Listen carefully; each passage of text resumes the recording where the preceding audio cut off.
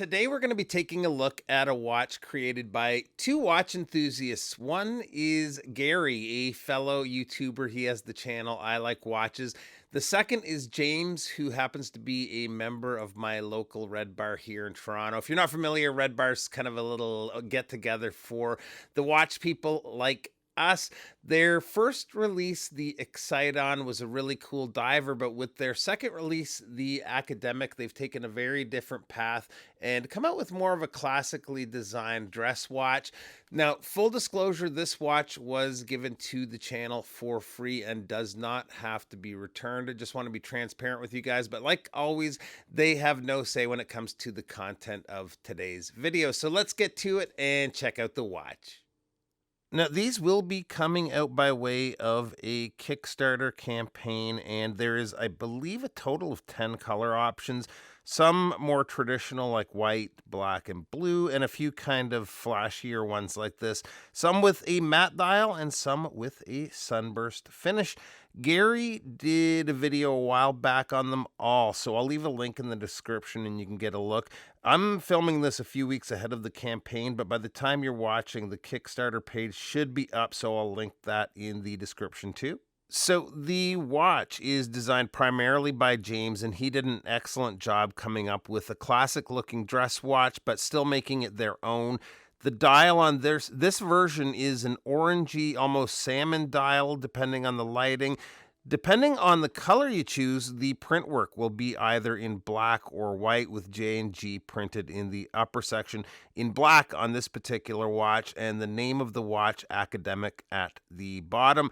The only other print work would be the minute track around the edge of the dial. The hour and minute hands are Dauphine style hands, and they definitely bring Grand Seiko to mind, which isn't necessarily a bad thing. Then we have that thin spear shaped second hand with the circular counterbalance. They're the perfect length, reaching right out to the markers, and look really well finished and suit the style of the watch. To top off the look, we've got applied polished hour markers with the Roman numerals at the 3, 6, 9, and 12. And same as the hands, the finish work looks great, especially considering this is a prototype. The case looks and wears great. Now, keep in mind, again, this is completely designed by James. There's no part spin pieces here. The case has quite a sharp turn down to the lugs, so it seats really well on wrist. One thing they're changing on the production model is the drilled lugs. You can see here it's drilled quite close to that polished beveled edge of the lug, and I think that they've made the right call. It's going to clean up the look. One thing also, between the lugs, there is 2 drill holes depending on whether you're wearing a leather or a NATO strap, so it's going to give you some different spacing depending on the thickness of your strap, which is nice to see. The case back is a display case back, and the one thing I would have wanted to see is a custom rotor, even if it's something basic. Otherwise, I would have preferred a closed case back. Under the hood here, though, is the 9039 movement, and you can't go wrong with that. It's a good, solid, high beat movement with a 42-hour power reserve.